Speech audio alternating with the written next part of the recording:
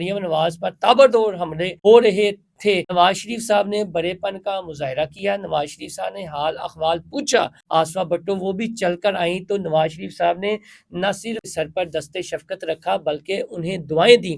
और उसके बाद जब वो वजीर आजम के साथ चेयर्स पर तो बिलावल भुट्टो जरदारी वहां पर गए तो मियां नवाज शरीफ साहब उनके साथ भी मुस्कुरा कर बातें करते रहे। तो ये एक पोलिटिकली अच्छा जस्चर है।